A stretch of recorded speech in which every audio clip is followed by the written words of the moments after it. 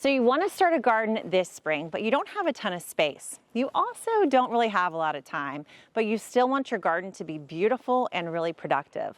Well, you're in luck because I'm about to show you the 10 easiest plants that you've got to grow this spring. But here's the twist. These aren't just any plants because every single one of these thrives with very little care, almost no nutrients, and can all be started directly from seed, which means no expensive transplants from the store and no fussy care routines. Plus, every single one delivers huge harvests, so you'll get way more food with way less work. And stick around to the end because I've got a bonus tip for you that shows you how you can get even more harvest from every single one of these super easy plants. So grab a pen and a piece of paper and make your list because I'm about to tell you 10 plants you cannot miss this spring. First up, arugula. There is not an easier plant in the easy plant category than arugula.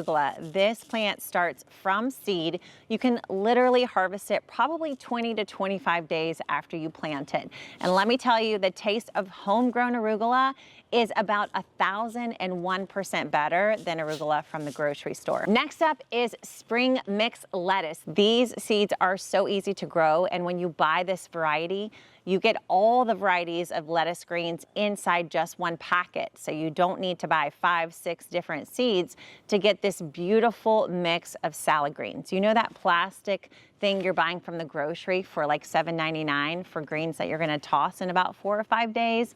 Well, you can replace those bins with this one seed packet. Moving on to radishes. If you wanna grow root crops this season, radishes are the one to start with. They are the fastest growing.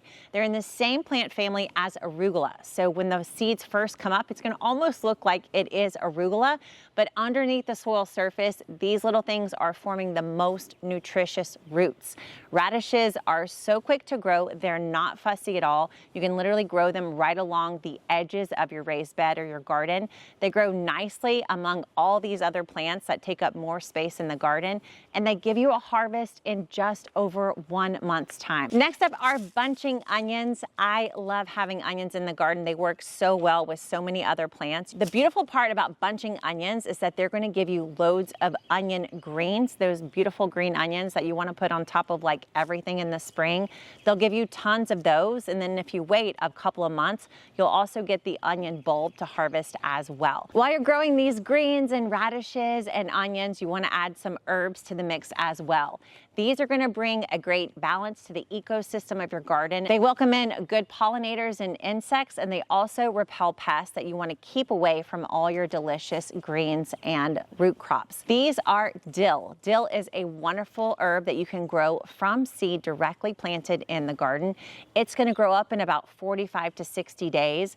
Dill is a plant that you can grow in pretty much any space in the garden, and it also repels insects that are going to be drawn to your lettuce greens. Next up is cilantro. These seeds are a little bit bigger than dill seeds. They're in the same plant family, so they're going to grow with the same habit. They're going to get a little bit taller than your leafy greens, and they're great to grow right alongside those greens, radishes, and onions.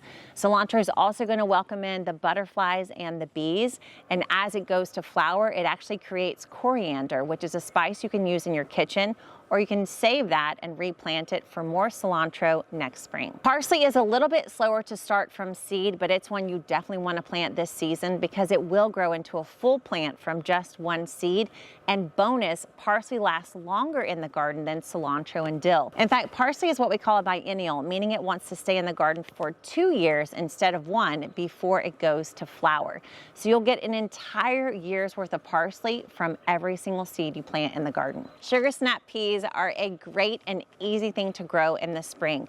They can be planted by seed directly in the soil as soon as the soil is workable. So the minute that your soil starts to warm up just a little bit, you can pop some peas in there right alongside a trellis so that these plants can be growing up as your lettuce greens and radishes are growing right below. Now, I could not end this video without throwing some flowers in the mix too. So as you've got your lettuces, your radishes, your peas, and your herbs growing, you also want to include some flowers, and calendula are the perfect ones to grow in the spring season. I love calendula because these flowers are huge and so productive, but they grow so easily just by taking one little seed, and sticking it in the soil. It's truly magical how these seeds become these overflowing plants on the edges of my raised beds, and these flowers are a powerhouse for your ecosystem in the garden. Now I'm about to tell you how you can fit all of these seeds into just one garden bed, but before I do that, you got to know where you can get these seeds. These are our official Gardenary seeds, and they have all the Gardenary instructions on the back. So if you're tired of buying seeds where you have to basically ignore the rules on the back of those seed packets to plant the way I do,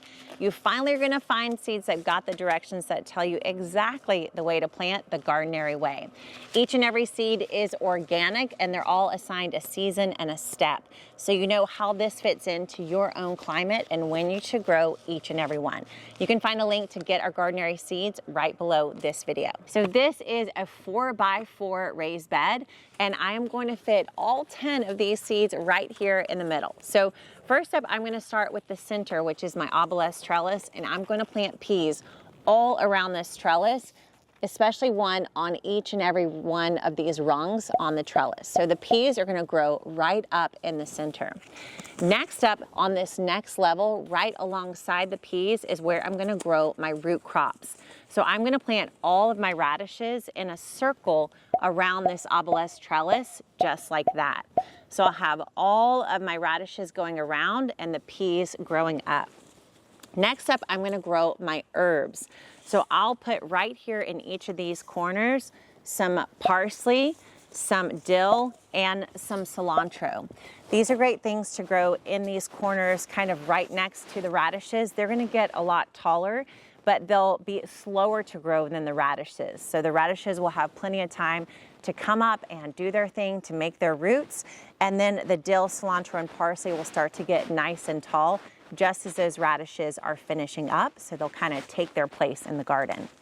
Next up, I'm going to grow some bunching onions right alongside the edge of the bed. So I'll have bunching onions planted about every 6 or 8 inches, and I'm just going to grow 1 or 2 every 6 or 8 inches all around the outside of this garden. So what happens with these bunching onions being on the edge is it's like a fence for insects. So that smell is going to really permeate from the edges of the beds and keep a lot of insects from entering the bed. They're kind of like little soldiers standing all around the edge of the garden. Now, in between those bunching onions, that's where I'm going to grow my lettuces, my arugula, and my spring mix. So I might do arugula on this side and that side, and then do lettuce on these 2 sides. So it has a little bit of symmetry to it, a little bit more beauty and look to it. You could also do 2 rows, do arugula on the closest to the edge of the bed and then spring mix right behind it. That would be another look that would be really pretty. So arugula here, and then lettuces here. And then finally, I have my calendula. I'm going to be planting these seeds right on the edges of every corner of the bed.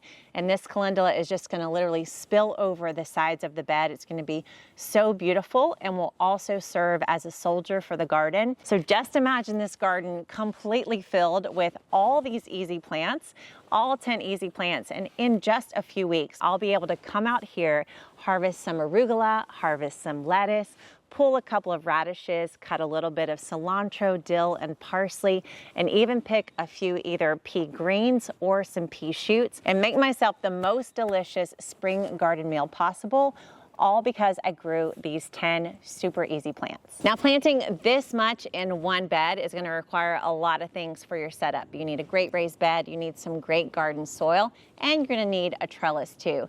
So if you want to learn how to set up your garden the Gardenary way so you can pack in the plants the way I do, I've got a workshop for you to watch right away, and I'll put the link for that right below this video so you can check that out as soon as you're done. If you're anything like me, you did not grow up gardening, and so it can feel so overwhelming, but there is an easier way to garden, and the trick is picking easy plants to get started.